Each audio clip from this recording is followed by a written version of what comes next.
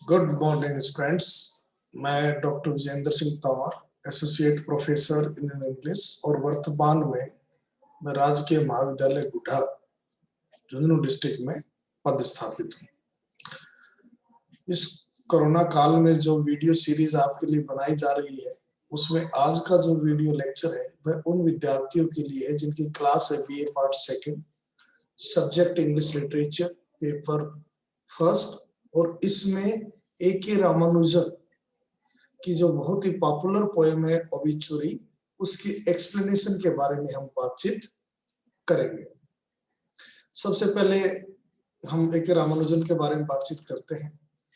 A K. Ramanujan यानी जो जिसका पूरा नाम है अट्टीपट्ट कृष्णा स्वामी रामानुजन।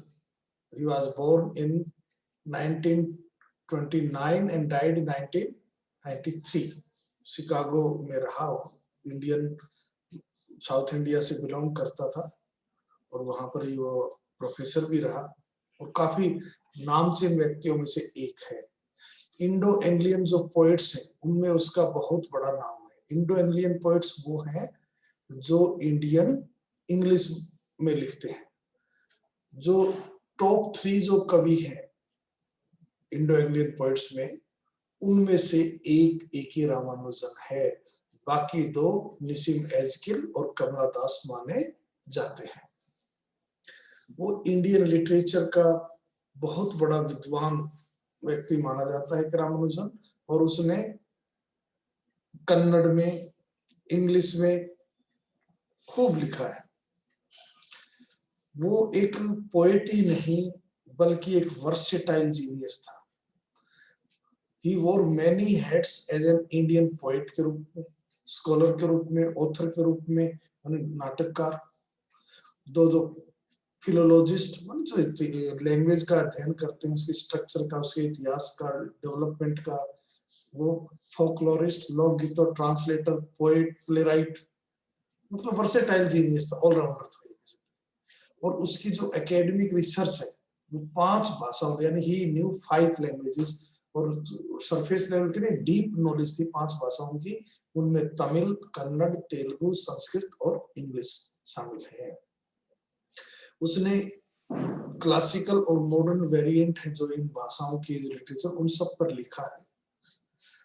और उसने इस चीज पर जोर दिया है कि जो नॉन स्टैंडर्ड की जो लोकल डायलेक्ट है उसको उतना उचित सम्मान नहीं दिया जाता जितना कि वो डिजर्व करती है।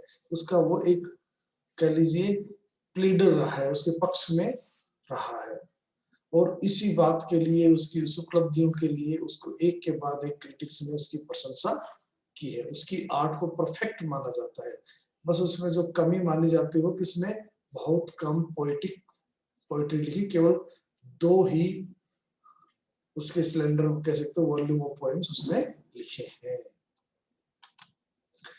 मतलब 2 सिलेंडर का बहुत पतले पतले, या कह लीजिए बहुत कम उसने पोएम्स लिखी है। वो इंग्लिश लैंग्वेज का मास्टर माना जाता है, ग्रेटेस्ट मास्टर्स में से एक माना जाता है।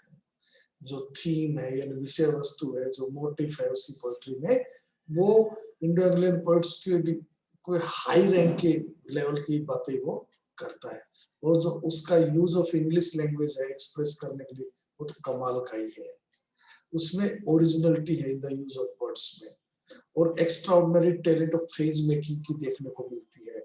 और उसकी जो पोएम है वो वर्ड और फ्रेजेस की felicities and pleasing way of writing से भरपूर है। ये सब उसकी विशेषताएं हैं, किसकी? ए.के. रामानुजन की।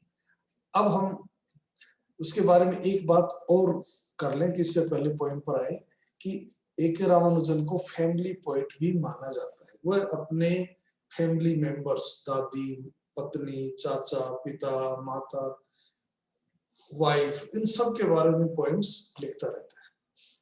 तो उसको एज ए फैमिली पोएट भी के नाम से जाना जाता है। तो जो ओबिचुरी जो पोएम है जो सिलेबस में है, वो one of the most famous poem है जो रामानुजन ने लिखी है। और इसका प्रकाशन 1971 में उसकी जो बुक, उसका नाम था रिलेशंस पोएम्स, उसमें प्रकाशित हुई थी। इस पोएम में वह अपने मृत पिता को उसकी काफी मृत्यु के काफी समय बाद याद करता है, और वो पिता अपने पुत्र और बेटियों के लिए क्या छोड़कर गया उसके बारे में बात करता है। इस पोएम की जो टोन है वो फ्लिपेंट है, मतलब नॉट शोइंग रेस्पेक्ट, रेस्पेक्ट नहीं दिखाता अपने पिता के प्रति, मोक मजाकिया अंदाज में है, विडंबना है। But it is merely to cover, to hide his essential seriousness, उसकी सीरियसनेस एंड पायोनेंसी, मतलब quality of keen sense of sadness of his grief, वो देखने को हमें मिलती है।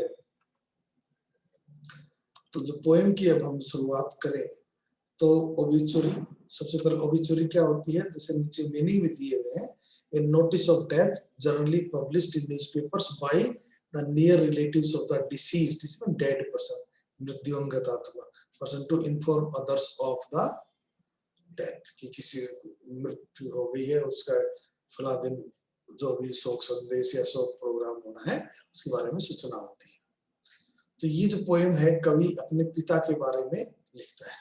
पोएम को शुरू करने से पहले मैं बता दूं कि कवि एक ब्राह्मण है, हिंदू है, तो ये दोनों चीजें हमें ध्यान में रखनी है। इसमें थोड़ा व्यंग भी है।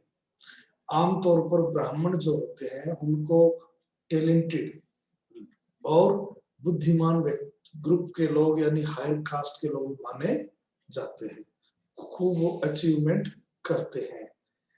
दूसरी चीज, हिंदू समाज में जो पिता होता है पुरुष प्रधान समाज होने के कारण मुखिया होता है। अगर वो सही रास्ते पर है तो परिवार सारा सही रास्ते पर, और वो अचीवमेंट करने में असफल हो जाता है, कमाने में असफल, तो सारा परिवार सफर करता है। अगर हम इन दो चीजों को ध्यान में रखें तो पोएम को अच्छी तरह समझ पाएंगे। अगर माँ बाप यानी पिता अच्छा नहीं कमा पाता तो घर के अंदर उसकी इतनी इज्जत नहीं होती, ये भी देखने को मिलता है। अब देखिए कवि क्या कैसे शुरुआत करता है। Father when he passed on, passed on means died, जब उसके पिता की मृत्यु हुई तो हर कोई व्यक्ति जब मरता है तो अपने नियर एंड डियर डिसेंडेंट्स यानी वंशजों के लिए कुछ छोड़कर जाता है। तो क्या छोड़कर गया, कितनी जिम्मेवारियां छोड़ गया। Left dust on A table of papers, यानी कि एक टेबल जिम्मेवारी छोड़ गया जिसमें बहुत रेत धूल मिट्टी जमी हुई थी पेपर्स पर, यानी कि कोई भी अच्छी चीज नहीं छोड़ के गया। Left debts and daughters, debts कर्जा उसने लिया हुआ था वो छोड़ के गया। डॉटर्स बेटियां जिनकी शादी करनी थी, यानी जो बेटे के और जिम्मेवारी और खर्चा छोड़ कर गया। A bed waiting grandson, bed waiting यानी जो बेटा यानी पोता कह सकते हो, जैसे मैंने नीचे दिया ना, who was at the time mere infant, जो शिशु होता है और बिस्तर पर ही पेशाब यूरिनेट कर देता, वो पोता भी छोड़ के गया जिसका की नाम named by the toss of a coin after him, toss कर कर, मतलब सबकी सहमति नहीं थी लेकिन दादाजी का नाम दिया गया उसको, वो भी सिक्का उछाल कर, मतलब सहमति नहीं थी इसलिए ये तरीका अपनाना पड़ा। और ये तो ये छोड़, दूसरी a house that leaned slowly through our growing, through our maturing, जैसे जैसे हम बड़े होते गए वो एक मकान भी छोड़कर गया।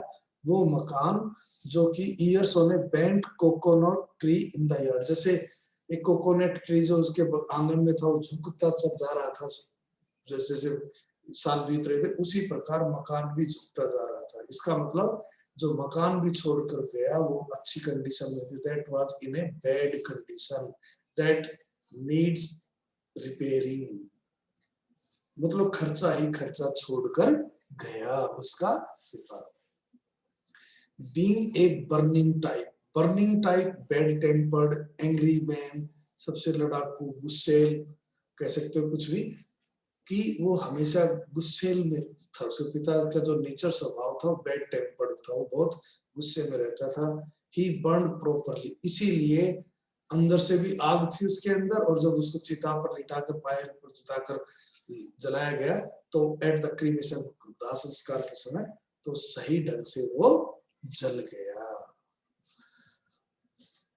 अब अगला देखिए, एज बिफोर इजीली, मतलब सारा आसानी से जैसा कि होता है आसानी से जल गया। At both ends left his eye coins in the ashes that he didn't look one bit different. देखिए अब इसके दो मीनिंग निकलते हैं।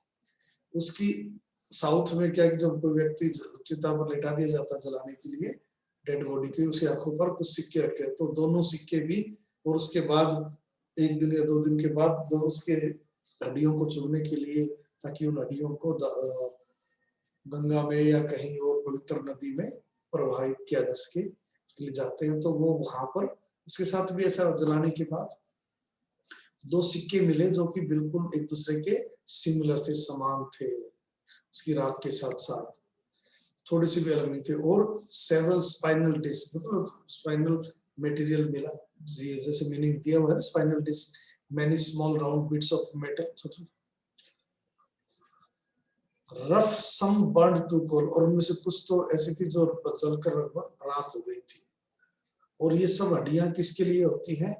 फोर सन्स, बेटों के लिए, to pick gingerly, cautiously, carefully, बड़ी सावधानी से वो चुन सके, and throw as the priest said, जैसे कि पादरी परिवार में आदेश देते हैं कि भी आपने फूल चुन लिए हैं डेड बॉडी के, इन फूलों को आप गढ़गंगा में या प्रयागराज में या गंगा द्वार में वहां पर इनको नदी में प्रवाह करके आओ। तो वो करना नहीं चाहता था, लेकिन उसको आदेश था पादरी का, या कह लीजिए पंडित जी का, प्रीस्ट का, रिलीजियस प्रिंसिपल, तो वो उसको वो चुप कर लेकर गया। और प्रीस्ट के आदेशानुसार फेसिंग ईस्ट, पूर्व की ओर मुंह करके, where 3 rivers met near the railway station, railway station के पास जहाँ तीनों नदियां मिलती हैं, यानी कि गंगा, जमुना और सरस्वती, यानी प्रयागराज में, उसने उन नदी में उस हड्डियों को या ऐसी राख को बहा दिया।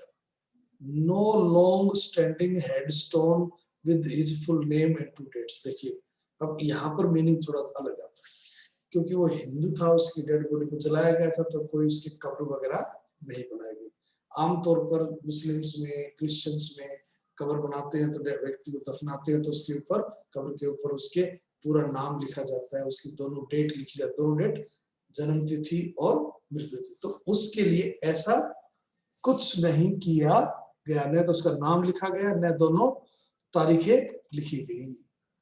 To hold in their parenthesis everything he didn't quite manage to do himself, कि वो बताने के लिए कि उस ब्रैकेट में कि जो कई व्यक्ति उसके नीचे लिख भी देते हैं, फलां व्यक्ति की डेड बॉडी कब है, इसने ये उपलब्धि की, वो की, फलाना की, इसी प्रकार कि उसके बारे में कुछ ऐसी चीजें भी लिखी जा सकती थी जो वो खुद नहीं कर पाया, जो उसके साथ घटित हो गई, यानी जिस पर उसका कोई कंट्रोल नहीं था। जैसे like his caesarean birth in a Brahmin ghetto, जैसे पहला तो सिजेरियन मतलब delivery of a child by means of a surgical operation performed by a surgeon on a women's abdomen where natural delivery is not possible, जहां पर प्राकृतिक तरीके से बच्चा पैदा नहीं होता तो पेट से ऑपरेशन करके बच्चे को निकाला जाता है, उसको बोलते हैं सिजेरियन बर्थ। ब्राह्मण गैटो, गैटो होता है एक कंजेस्टेड नेबरहुड जहां पर एक ही पार्टिकुलर ब्राह्मण है, तो ब्राह्मण ही रहते हैं जिसमें, उस आबादी में उसका जन्म हुआ, सिजेरियन ऑपरेशन हुआ, and his death by heart failure in the fruit market, और उसकी डेथ हुई हार्ट फेल से फ्रूट मार्केट में। ये ऐसी चीजें थी जिन पर उसका कोई नियंत्रण नहीं था। कहने का मतलब ये कहना चाह रहा है कवि, ये उसकी बहुत बड़ी उपलब्धियां बताई है कवि ने, इसका मतलब उसके पिता ने एक भी ऐसी उपलब्धि नहीं की जिसका कि कवि अपने बड़े सम्मान के साथ जिक्र कर सके। जो उपलब्धियां थी, चाहे सिजेरियन बर्थ हो, ब्राह्मण परिवार में पैदा होना हो, या हार्ट फेल से डेथ हो, ये सब अपने आप उसके साथ घटित हो गई, इस पर उसका कोई नियंत्रण नहीं था। लेकिन क्योंकि उसको हिंदू था इसलिए उसकी कब्र नहीं बनी, तो ऐसा लिखने की कोई जरूरत नहीं पड़ी। लेकिन but someone told me he got 2 lines in an inside column of a Madras newspaper. लेकिन कुछ दिन पहले उसके किसी जान पहचान वाले ने बताया कि उसके पिता के बारे में एक न्यूज़पेपर में, जो कि मद्रास से डेली छपता है, उसके इनसाइड वाले पेज पर कॉलम में ओबिचुरी छपी है, उसके पिता के बारे में 2 लाइनें लिखी गई हैं। वो अखबार जो कि 1 महीने के बाद sold by the kilo exactly 4 weeks later to street hawkers, जो कि मालिक उसको स्ट्रीट हॉकर्स को एक महीने के बाद किलो के हिसाब से बेच देते, उस अखबार में छपी है। और जो हॉकर्स है उनको अखबारों को घरों से इकट्ठा करके ग्रोसरी यानी कि किरानों की दुकानों पर small shops where which sell such articles commodity of daily consumption, spices, sugar, tea leaves and pulses etc.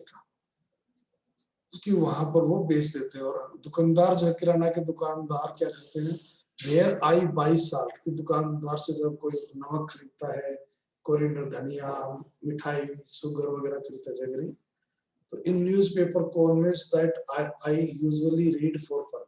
तो कवि की क्या आदत थी कि आमतौर पर वो किराने की दुकान से जो भी अखबार के कोन में सामान मिलता उस अखबार को फिर वो पढ़ता था केवल मजाक के लिए। एंड लेटली, लेकिन अभी आजकल in the hope of finding these obituary lines, आजकल वो बड़े ध्यान से पढ़ता है इस उम्मीद के साथ कि उसके पिता के बारे में जो लिखा गया है शायद उसको वो अखबार में मिल जाए, वो जान सके कि किसने क्या लिखवाया है। इसलिए वो आजकल इन सामान को खरीदता और पढ़ता है, धनिया वगैरह ये सारी चीजें। एंड ही लेफ्ट अस, यानी उसके पिता मरने के बाद एक चीज और छोड़कर गए हमारे, ए चेंज्ड मदर। चेंज्ड मदर का मतलब now his mother is a window, she will not have all the rights which an ordinary woman has whose husband is alive। मतलब जो विधवा को जो अधिकार होते हैं उतने नहीं होते जितने कि एक सुहागिन को होते हैं। तब उसकी माँ एक विधवा हो गई है। And more than one annual ritual, और उसके पिता उसके लिए एक चीज और छोड़कर गए कि साल में एक बार वो एक परंपरा और उसको निभानी पड़ेगी। इसका मतलब ये हुआ कि कवि कोई इस चीज को पसंद नहीं करता, लेकिन क्योंकि उसको समाज में रहना है तो ये सब चीजें होती हैं तो उसको ये करना पड़ेगा, लेकिन वो इसको पसंद बिल्कुल नहीं करता। कुल मिलाकर हम ये कह सकते हैं जो कवि ने अपने जो पिता की जो उपलब्धियां बताई है वो उपलब्धियां कोई ऐसी नहीं है जिस पर कि प्राउड फील किया जा सके, यानी कुल मिलाकर अंदर से वो दुखी है अपने पिता की उपलब्धियों को लेकर और उसके जाने को लेकर। Thank you very much.